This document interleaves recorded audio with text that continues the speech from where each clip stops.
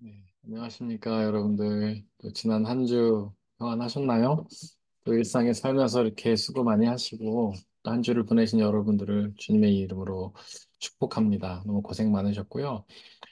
이제 주말이 다가오는 오늘 금요일, 이렇게 우리가 함께 예배를 드리면서 지난 한 주를 또 정리하고 새로운 한 주를 주님 앞에 올려드리는 시간이 되었으면 좋겠습니다. 원래는 이제 교회에서 모여서 저희가 구매 집회 하려고 했는데 떤 사정이 있어서 저희가 이렇게 온라인으로 하게 되었습니다.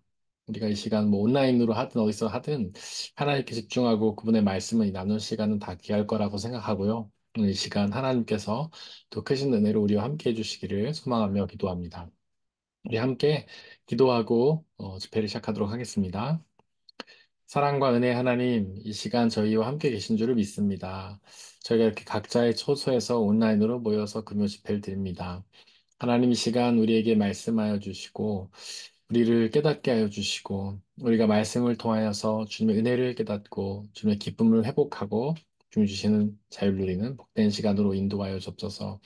이 시간 오로지 주님의 말씀만이 선포되게 하여 주시고, 말씀을 가로막는 모든 세력들은 물리쳐 주옵소서. 우리 주 예수님의 이름으로 기도드렸습니다. 아멘. 네, 저희가 이제 누가복음 1장 13절을 하면서 그 요한의 이름에 대해서 이야기를 하고 있습니다. 요한의 이름은 은혜라고 말씀을 드렸어요. 이 은혜라는 단어가 우리 신앙에서 가장 중요하기 때문에 저희가 몇 주에 걸쳐서 이 은혜라는 단어를 나누고 있습니다. 이 은혜, 뭐 저희가 그 교회나 어떤 신앙생활 하면서 참 많이 쓰는 단어지만은 그 의미를 정확하게 알 필요가 있는데요. 은혜라는 것은 하나님이 주시는 선물이다 이런 뜻이라고 말씀을 드렸습니다. 하나님 주시는 선물, 우리 기독교 핵심 키워드죠.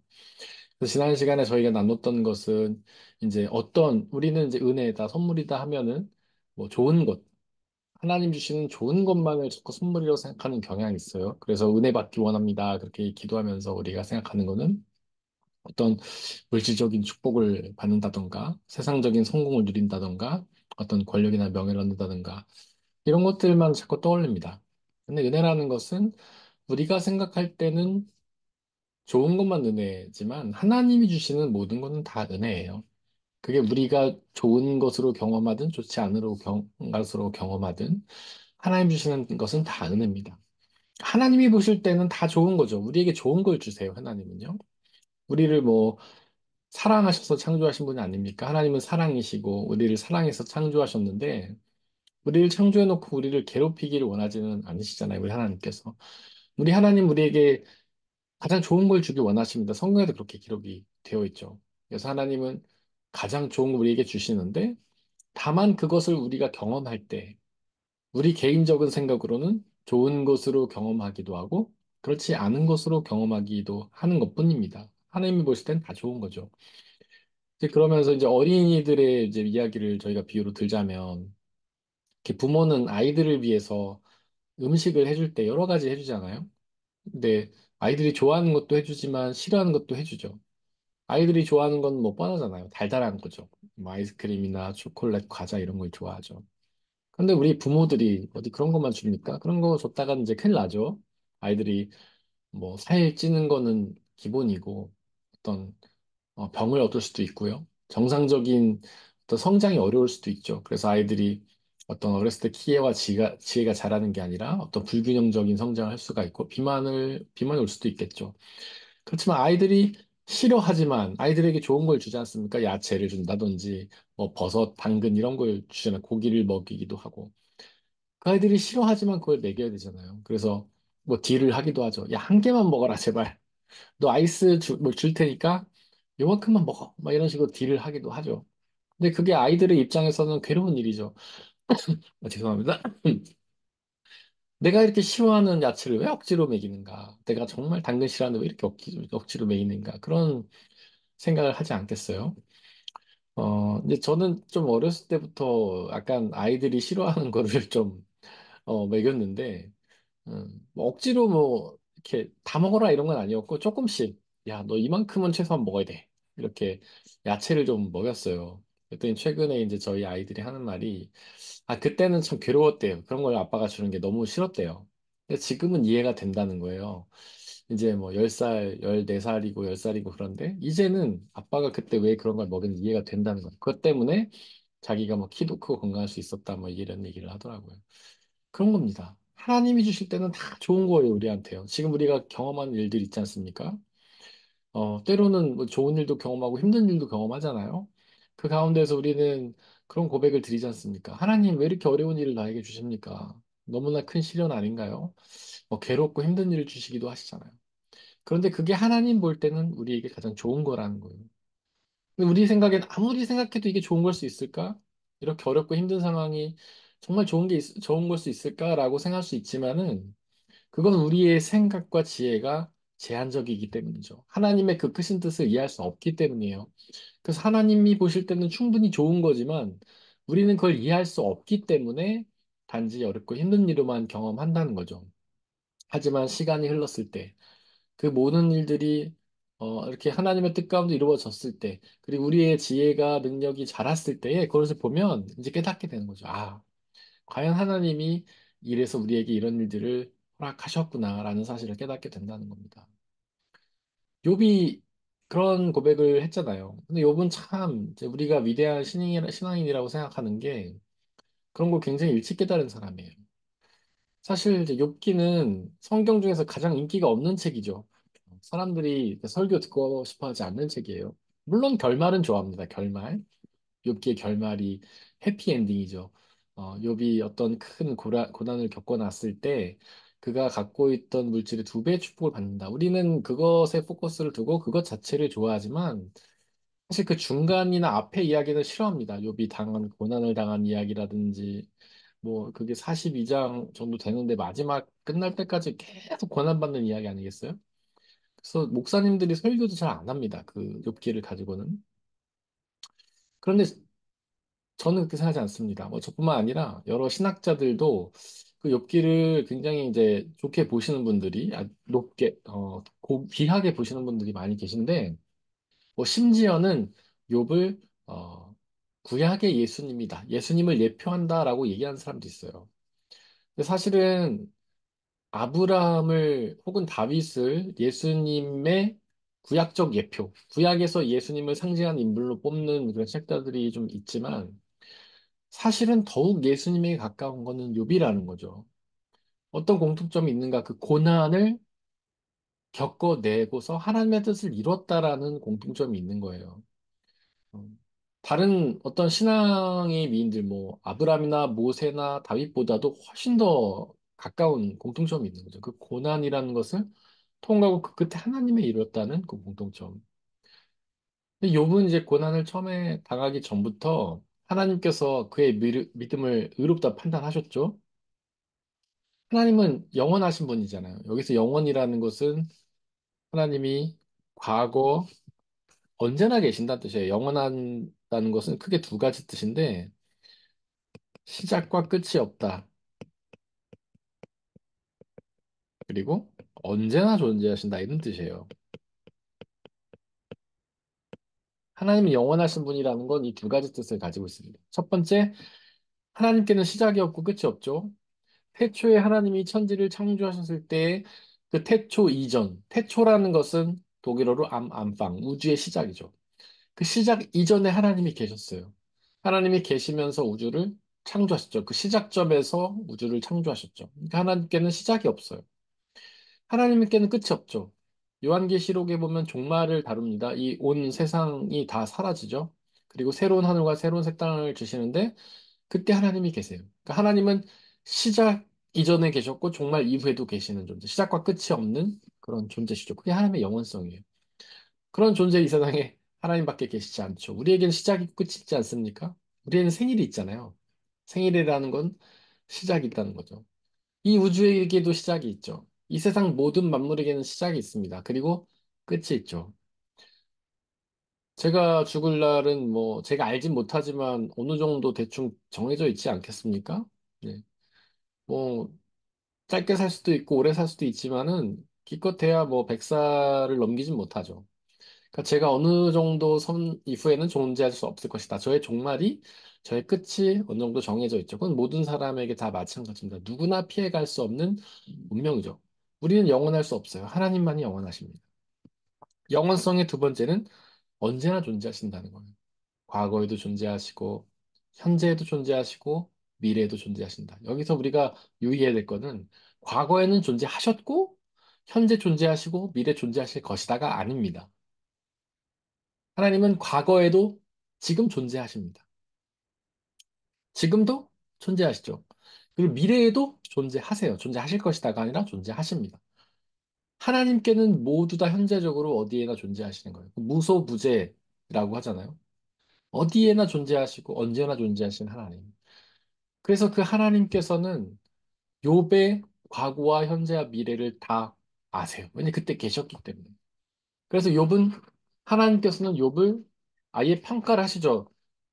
의로운 사람이다. 정말 온전한 의로운 사람이다라고 하나님께서는 욥의 믿음을 평가하십니다. 그렇게 평가하실 수 있었던 이유는 하나님은 욥의 과거와 현재 미래를 이미 다 알고 계시기 때문이죠. 그러니까 욥이 고난받기 전에만 내린 평가는 아닙니다. 그 의롭다는 평가는 하나님께서는 이미 욥이 고난을 다 통과한 후의 모습도 알고 계신 거예요. 이미 보신 거죠. 그래서 그리고 나서 하나님께서 그 욥의 믿음을 평가하신 거예요. 저 욥은 고난 끝에도 참다운 의인이다. 흠이 없는 의인이다. 여기서 흠 없는 의인이라는 거는 어떤 우리가 생각하는 의인이 아니죠. 뭐 우리 의인 생각하면 이렇게 불의해서 누군가를 도와주고 도덕적이고 어떤 윤리적인 존재를 떠올리는데 하나님이 말하는 또 성경이 말하는 의인은 그런 게 아닙니다. 여기서 의인은 하나님을 온전히 믿는 사람이란 뜻이에요. 하나님의 뜻에 합당한 사람, 그것이 성경이 말하는 의인이에요. 하나님 보실 때 욥은 참다운 믿음의 사람이었던 거죠. 그의 믿음이 고난 이전에나 고난을 당하는 순간이나 고난 이후에나 전혀 흔들리지 않고 하나님 끝까지 믿었다는 거죠. 욥기 보면 욥이 고난을 당하는 장면이 나오죠. 물론 그가 불평은 합니다. 하지만 하나님을 부인하진 않아요. 불신하진 않아요. 불평은 믿기 때문에 하는 거예요. 물론 불평이 뭐 좋은 건 아니죠. 하나님께 불평하고 원망하는 건 좋은 일은 아니에요. 가장 성숙한 신앙이라면 뭐든지 원망과 불평 없이 기쁨으로 받아들이는 것이겠죠? 하지만 인간이 그러기 쉽지 않아요. 너무 힘든데 그냥 불평이 자동으로 나오는 거죠. 욥도 하나님의 존재를 믿었고 그분의 존재를 의심하지 않았지만은 자기가 당하는 고난이 너무 힘드니까 하나님께 불평한 거예요. 하나님 너무 힘들어요. 왜 이렇게 저희를 힘들게 하십니까? 이렇게 불평을 하긴 합니다. 불평도 제가 믿기 때문에 하는 거라고 했는데 하나님을 믿으니까 하나님께 불평하는 거죠. 하나님을 믿지 않으면 불평하겠습니까? 그냥 없는 존재인가 보다 생각하겠죠. 그리고 그냥 자기 신세나 탄탄하고 그랬겠죠. 욥이 그렇게 불평을 했지만 그의 믿음은 흔들리지 않았어요. 그리고 끝까지 그는 하나님의 약속을 붙잡았습니다. 그게 뭐였냐면 그는 자기가 회개하면 하나님께서 자기 죄를 용서해 주신다는 그 사실을 믿었습니다. 그래서 새 친구가 찾아와서 욥에게 야, 욥, 네가 지금 고난을 왜 당하는지 아니? 네가 죄를 지었기 때문이야. 네가 하나님을 믿지 않았기 때문에 하나님 싫어하시는 행동을 했기 때문에 네가 이런 고난을 당하는 거야. 이렇게 말을 합니다. 우리도 그런 생각 많이 하죠. 그게 권선징악적 사고인데 권선징악적 사고 혹은 인과응보적 사고 뭔가 원인의 결과가 있다는 거죠. 잘못하면 잘못된 결과가 온다는 겁니다. 하나님 믿지 않았으니까 저주가 온다는 거예요. 고난이 온다는 거죠. 하나님을 믿으니까 축복을 받는다. 이런 논리죠. 근데 그거는 인간의 생각일 뿐입니다. 하나님은 그렇지 않아요. 하나님은 인과응보가 아니에요. 하나님은 권선징악이 아니에요. 한번 생각해 보세요. 복음이 뭡니까? 우리가 죄를 지었지만 죄를 용서해 주신다는 거잖아요. 그건 권선징악이 아니죠. 선은 복을 받고 악은 징벌을 받는다는 게 아니잖아요. 우리는 죄를 지은 악이지만은 하나님이 용서해 주신다는 거죠. 인과응보도 아닙니다. 원인이 있고 결과가 아니에요. 죄라는 원인이 있는데 결과는요, 벌이 아니에요. 죄라는 결과가 있는데, 죄라는 원인이 있는데 결과는 오히려 구원이에요. 용서예요. 그게 하나님의 법칙입니다. 하나님은 권선징악이 아니고 인과응보가 아니에요. 바로 욥이 그 사실을 믿었다는 거죠. 또 친구들이 그에게 찾아와서 계속 욥을 비난하잖아요. 세 명의 친구가. 너의 고난은 너의 죄 때문이야. 빨리 회개해. 그럴 때 욥은 담대하게 말합니다. 나는 하나님 앞에 죄가 없다. 죄가 없다기보단 죄를 용서받았다는 거죠. 죄를 회개하고. 욥기 초반부에 보면 욥이 계속해서 회개의 제사를 드리는 장면이 나와요. 심지어는 자기 아들이 파티를 이제 해요. 잔치를 벌이는데 그때 그 아들이 무의식 중에 죄를 지었을까 봐 그 아들을 위한 회개 제사를 욥이 대신 드려줍니다. 그러니까 욥은 자신의 삶에서 회개가 일상화돼 있었던 거예요. 자기가 지은 죄까지도 늘 회개했지만은 심지어 자기가 인식하지 못하고 지은 죄, 짓는지 알지도 못하고 지은 죄까지도 하나님 앞에 회개를 했어요. 그리고 그는 회개하면 용서해 주신다는 그 성경의 선포, 하나님의 선포를 굳게 믿었던 겁니다. 그게 믿음이에요. 그게 복음을 믿는 믿음이에요. 예수 그리스도께서도 우리에게 똑같은 말씀을 하시죠. 나를 믿으면 너의 모든 죄를 다 용서해 주겠다. 우리가 주님 앞에 주님을 믿고 의지하고 나아가면 우리 마음속에 있는 모든 끔찍한 죄가 다 용서받는 겁니다. 근데 인간은요, 그걸 잘 믿지 못해요. 저번에도 저희가 계속해서 말했지만 그게 은혜 아닙니까? 그게 선물이잖아요. 예수님을 믿으면 우리의 죄를 용서받는다는 은혜, 선물인데 그걸 잘 믿지 못한다는 거예요. 세상에 공짜가 어딨어? 공짜가 세상에서 제일 비싼 거야. 우리는 반드시 뭔가를 해야만 하나님께 구원 은혜를 받을 수 있어라고 생각한다는 거죠. 그렇지만 우리는 욥과 같은 믿음을 가져야 합니다. 우리가 비록 예수님께 뭔가 해드리지 못한다 하더라도 그분을 믿고 의지하기만 하면 그분이 십자가에서 우리 죄를 용서하시고 부활하셔서 영원한 생명을 이루셨다는 사실을 믿기만 하면 우리는 모든 죄를 용서받는 은혜를 누린다. 바로 욥과 같은 믿음이 우리 가운데 있어야 합니다. 그러고서 이제 하나님께서 마지막에 그에게 이제 복을 다시 주시는데 이제 물질의 복을 돌려주시죠. 근데 그거에 우리는 꽂혀 있잖아요. 우리가 믿음을 가지면은 욥처럼 모든 어? 두 배를 돌려받는 은혜와 축복을 누린다 이런 믿음을 가지는데 이런 기대를 하는데 근데 한번 생각해 보세요. 곰곰 생각해 보세요. 욥이 받아 누린 게 과연 복이 맞을까요? 그는 자녀도 잃고 재산도 잃고 아내도 집을 떠나고 친구도 다 잃었어요.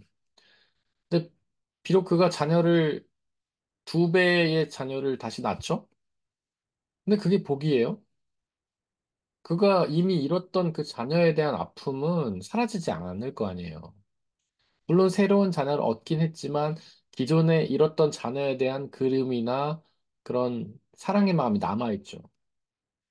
그건 평생 가는 거예요. 그 아픔은요. 물론 제가 그 아픔을 경험해 보진 못했지만 아주 간접적으로는 제가 요즘 느끼고 있지 않습니까? 그 마음도 되게 오래 가는데 자녀가 세상을 떠난다면 어떻게 하겠어요? 저희가 지금 우리 딸하고는 일주일에 한 번 만나요. 아내랑 딸을 일주일에 한 번 만나고 제가 지난 화요일에도 가서 만나고 왔는데 3시간을 달려가서 3시간 보고 3시간을 옵니다. 근데 3시간 가는 길은요, 막 길죠. 그래서 만나서 딱 만나는 그 3시간이 엄청 짧은 거예요. 올 때 되면 이제 아들하고 차에서, 야, 3시간 너무 금방 갔다. 이제 우리 아들은 또 엄마 보고 싶어 하니까 엄마 본 3시간 너무 짧다. 그리고 저는 이제 우리 아내도 보고 싶지만 예주도 보고 싶고 3시간이 너무 짧고 그 3시간 동안 봤던 그 사람들 얼굴들을 순간순간 막 기억하려고 하고, 이제 마지막 그들의 얼굴이 이제 잔상이 자꾸 자꾸 남아서 이제 오는 내내 생각이 나는데, 예주가 이제 문 앞에서 헤어질 때 막 그치는 표정들, 슬픈 표정들, 그런 것도 생각이 나고, 아내가 마지막에, 물론 웃으면서 인사하지만 그 모습이 생각이 나고, 그렇게 그리운데, 과연 자녀가 세상을 떠나면 얼마나 그리울까? 저는 뭐 상상도 안 돼요, 그 아픔이. 욥이 그랬을 거 아니겠어요? 자기의 자녀를 7명이나 잃었는데 그들의 모습이 얼마나 선했겠습니까? 그러니까 나중에 자녀를 돌려받은 거는요, 이게 복이라 할 수 없어요. 친구도 다 떠나가는 거 친구 새로 생긴다 한들 그 상처가 남아 있겠습니까? 한번 자기랑 정말 친했던 친구, 욥 이전에 그 친구가 4명 나오죠? 3명과 나중에 추가로 1명 더 나오는데 되게 가까웠던 친구들이잖아요. 욥이 고난을 당할 때 그 욥을 위로해 주려고 멀리서 찾아온 친구들이에요. 엄청 가까웠던 거죠. 그 정도 정성이 있었던 친구잖아요. 근데 그들마저도 어떤 욥과 토론하는 가운데 욥을 비난하고 욕하고 정죄하면서 떠나버리죠. 그 상처가 욥에게는 그대로 남아 있을 거예요. 자기가 힘들고 어려울 때 와서 위로준답시고 와가지고 자기를 정죄하다가 간 그 친구들. 나중에 친구가 새로 생겼다고 해서 그 아픔이 사라지겠습니까? 한번 그렇게 사람에게 상처받은 거는요, 쉽게 이제 사라지지가 않죠. 마음속에 남죠. 아내가 집을 떠났어요. 그 아내가 나중에 돌아온다고 해서 그 상처가 사라질까요? 저, 저 아내는 언제든 또 일이 생기면 나를 버리고 떠날 여자, 이런 생각을 마음속에 하지 않겠습니까? 그것이 우리가 그렇게 막 꽂혀서 기대할 만큼 아름다운 해피엔딩이 아닙니다. 욥기가 주고자 하는 핵심은 그거예요. 그가 끝까지 믿음을 지키고 났을 때 그가 그런 고백을 하죠. 아, 이 하나님, 제가 그동안 하나님을 귀로만 들었는데 이제는 눈으로 봅니다. 그러니까 그가 고난을 당하기 이전에 성경에 있는 말씀들은요, 그냥 나와는 관계가 없는 거죠. 성경을 읽어도 속이의 경읽기예요. 성경에 있는 그 수많은 은혜와 위로와 어떤 그런 말씀들이 별로 나랑 상관이 없어요. 그런데 우리가 고난을 당하다 보면 그 말씀 하나하나가 그렇게 와서 꽂히는 겁니다. 그게 우리의 삶이 되고 살이 되는 거죠. 저도 이제 지난 금요 집회 욥기를 했었는데 코로나 시작할 때 바로 시작을 했어요. 그리고 한 3년 정도 욥기를 제가 강의했습니다. 제 스타일 아시지만은 한 이렇게 문장 한 글자 가지고 되게 여러 번 반복해서 오래 얘기하는 습성이 있잖아요. 그러다 보니까 욥기를 그렇게 한 3년 이상 정도를 했는데 그때만 해도 그렇게 욥기를 많이 얘기했지만 오랜 시간 얘기했지만 매주 매주 얘기해서 3년을 얘기했지만은 뭐 어느 정도 그게 복음 핵심이라는 것도 알고 굉장히 얻어지는 것도 많이 있었는데 별로 저랑 관계가 없는 이야기 같았어요. 근데 요즘에는 굉장히 와닿습니다. 네, 저의 삶이 된 것 같아요. 그래서 그냥 욥과 같은 마음을 제가 느끼게 됐고 그런 은혜 주신 것에 참 감사하게 됐습니다. 네, 많은 분들이 저희 가정에서 겪는 일로 염려를 해주시는데, 저희는 정말 참 그동안 누리지 못했던 은혜를 많이 누리고 있어요. 여러분들 이거는 그냥 저희가 드리는 말씀이 아니고, 진심입니다. 진심으로 저희가 하나님의 은혜를 누리고 있어요. 물론 처음에 이런 일이 일어났을 때는, 하나님, 세상에 이렇게 많은 사람들이 있는데, 왜 굳이 우리 가정에게 이런 어려움 주시나요? 이런 생각이 들기도 했어요. 근데 조금 지나 보니까, 너무 감사한 일들이 많더라고요. 뭐 첫 번째로 이제 예주가 사실 이 병을 발견하게 된 것도 그 가정의학과의 이제 소아과죠. 소아과에 가서 이 얘기다 알게 된 거잖아요. 이제 예주가 어느 날에는 배가 막 아프다는 거예요. 머리도 아프고. 근데 소아과에 갔더니 선생님이 어, 위약을 줬어요. 위가 아프다고 하니까. 한 일주일 정도 먹었는데 전혀 차도가 없으니까 그 소아과 선생님이 MRI를 찍자는 거예요. 일주일 지났는데. 근데 저희는 이해할 수가 없었죠. 아니, 위가 아픈데 웬 MRI? 그래서 찍었는데 그 MRI 판독 의사가 보고 이거는 튜머인 것 같다. 종양인 것 같다. 딱 얘기를 해주는 거예요. 저희는 막 청천벽력 같았죠. 근데 그렇게 소아과 의사가 그 위가 아프다는 얘기를 듣고 MRI를 찍어보라고 하지 않았다면 발견하기 어려웠을 거예요. 저는 참 그 일도 감사합니다. 그리고 여러분들에게 이런 얘기를 제가 했지만 제가 독일에서 이런 일을 당했기 때문에 이게 감당이 가능한 것 같아요. 저희가 이제 미국에서 이렇게 한 2년 반 정도 살고 저희가 2년에 미국에서도 이제 영주권을 받을 기회가 있었거든요. 근데 그때 제가 이제 기도하고 고민하면서 원래 제가 미국에 가기 전에 독일에 유학을 굉장히 하고 싶었어요. 근데 이제 저희 그 사촌 매형이 목회를 하고 계셔서 좀 도와달라고 했기 때문에 제가 미국 그 독일 유학을 잠시 내려놓고 미국에 갔던 건데 그때 이제 만약에 저희가 미국에서 영주권을 받고 계속 남아 있었다면 그때 이런 일이 생겼다면 저희 감당할 수 있었을까? 저는 어려웠을 것 같아요. 그러니까 미국은 아시다시피 보험이 없는 사람에게는 굉장히 그 의료비가 비싸지 않습니까? 그리고 보험도 아무나 가입하기가 어렵죠. 보험료 자체도 비싸기 때문에. 미국에서 저희 사촌 누나는 이제 그 맹장이 터져가지고 하루를 입원했는데 한 3만 불이 나왔어요. 3천만 원 정도가 나온 거예요.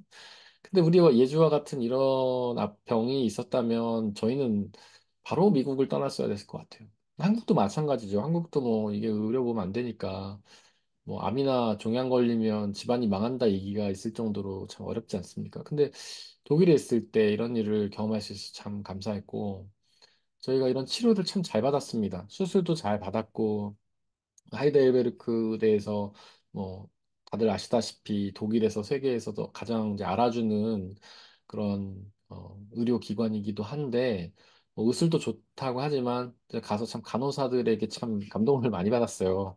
참 친절하고 좋았습니다. 제가 뭐 다른 병원 안 가봤지만 그 하이델베르크 소아과 간호사 선생님들이 너무 친절하게 잘 해줬어요. 예주가 이제 수술하고 나서는 화장실도 못 갔는데 그런 뒤처리까지도 다 해주고 한 번도 그걸 불편하거나 힘들어하지 않고 기쁨으로 다 해주는 그런 모습들이 참 감사했고 그런 것도 은혜라고 생각을 했습니다. 그러고 나서 이제 아파인데 사회복지사가 딱 붙어가지고 저희의 이제 그 그 재활병원 가는 것부터 해서 우리 아내가 그 크랑크 멜종 하는 것부터 해서 그 아오카로부터 이제 그 크랑크 겔트 받는 법 이런 것들을 전부 다 저희를 코치를 해줬어요.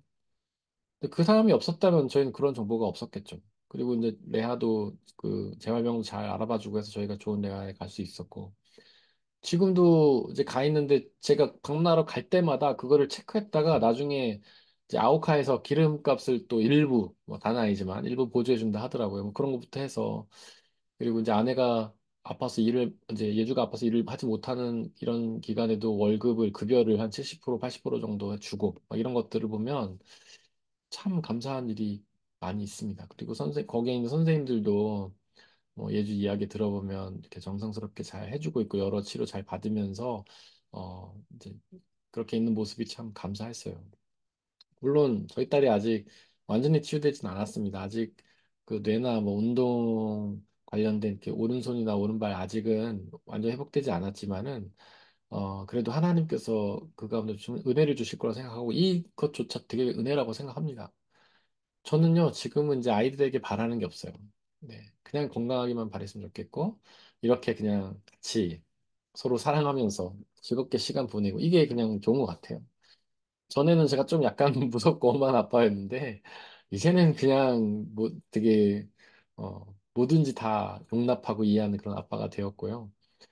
이제 가족들의 관계가 그 어느 때보다 좋은 것 같아요. 그 어느 때보다 애절하고, 되게 보고 싶고, 만나면 사랑하고 싶고, 우리 아들도 굉장히 저를 무서워했었는데 지금은 굉장히 이제 친근하게 여기고 예주랑 아내가 이렇게 재활병원 가 있다 보니까 제가 아들이랑 이제 우리 둘째랑 집에 이렇게 있지 않습니까? 그래서 제가 요리도 챙겨주고 뭐 이것저것 챙겨주는데 되게 많이 가까워지고 네, 은혜를 누리는 좋은 시간이에요. 뭐 제가 이것 외에도 참 드릴 은혜가 많습니다. 매 순간마다 참 은혜로운 생각들, 기쁨의 생각들 많이 주시는데 이렇게 하나님 주신 은혜를 깨닫는 것, 그것이 참 감사한 일이에요. 이렇게 고난과 어려운 일을 겪으면서 주님의 은혜를 깨닫는 게 굉장히 감사한 일입니다. 우리가 여호와라는 하나님의 이름에 대해서 배우지 않았습니까? 여호와? 나는 나다라는 뜻이죠. 하나님은 규정될 수 없는 존재고 모든 것을 규정하는 존재라는 뜻입니다. 이 여호와 하나님께서 우리의 삶을 규정해 나가시는 거예요. 우리에게 필요한 은혜를 그때그때 주시는 겁니다. 때로는 우리가 볼 때는 형통을 경험할 수도 있고 우리가 볼 때는 고난을 경험할 수도 있지만 우리가 볼 때는 선으로 경험되기도 하고 우리가 볼 때는 악으로 경험되기도 하지만 그 모든 것이 하나님이 주시는 은혜예요. 여호와 하나님, 우리를 규정하신 하나님께서 우리의 삶을 규정해 놓으시고 우리의 필요를 규정하시고 우리의 가장 좋은 것들을 규정하시고 우리에게 허락해 주시는 겁니다. 그 여호와 하나님께서 우리에게 가장 필요한 은혜를 주시는 거예요. 그래서 그 여호와 하나님을 믿고 그분이 우리에게 만나게 하시는 그 모든 일들이 하나님의 은혜를 믿는 사람은 항상 기쁨과 감사로 살아갈 수가 있어요. 그리고 우리가 하나님을 사랑하고 이웃을 사랑하라 이런 말씀을 이제 하나님께서 많이 하시는데 그런 우리를 향한 하나님의 사랑, 우리에게 언제나 놀라운 은혜를 주신 하나님의 사랑, 우리의 삶을 규정하시고 다시 끝까지 이끌어 가시는 그 하나님의 사랑을 믿고 감사하고 그 은혜를 고백하는 사람은 이웃들을 향한 사랑의 마음을 품을 수 있게 됩니다. 사실 성경에 이 모든 것들이 다 이렇게 연결이 돼 있는 거예요. 은혜, 여호와 하나님, 그리고 그 은혜를 나누는 삶에 대해서. 우리가 이렇게 은혜를 또 제가 이 시간 나눴는데 여러분들이 받는 은혜를 한번 다들 생각해 봤으면 좋겠습니다. 그리고 혹시나 뭐 이거는 은혜고 이건 아니다라고 생각했던 것들이 있다면 그렇지 않다는 것. 모든 것들, 우리가 당하는 그 모든 일들, 선한 것이든 악한 것이든 형통한 것이든 고난한 것이든 그 모든 것들이 우리를 향하신 여호와 하나님, 우리를 규정하신 하나님의 은혜임을 깨닫고 항상 언제나 하나님께 감사와 찬양 드리는 우리가 되었으면 좋겠습니다. 이 시간에 저희가 잠시 어, 하나님의 은혜를 기억하고 감사하면서 기도하고 또 제가 기도하고 마치도록 하겠습니다. 사랑과 은혜의 하나님, 우리의 삶을 규정하시고 우리에게 언제나 항상 가장 좋은 은혜를 주신 하나님, 우리가 그 하나님을 기억하고 감사와 찬양을 올리게 하여 주옵소서. 우리의 삶을 돌아볼 때 여러 가지 일들이 있었습니다. 선한 일도 있었고 악한 일도 있었고 형통한 일도 있었고 고난의 일도 있었지만은 하나님, 우리가 그 모든 일 가운데에서 우리를 향하신 하나님의 선한 뜻을 바라보고 그 은혜를 바라보고 기쁨과 감사를 돌려드린 삶이 되게 아버지 역사하여 주시옵소서. 하나님께서 우리에게 언제나 사랑과 은혜를 베푸신 줄을 믿습니다. 그것을 감사하며 살아가는 우리가 되게 역사해 주시옵소서.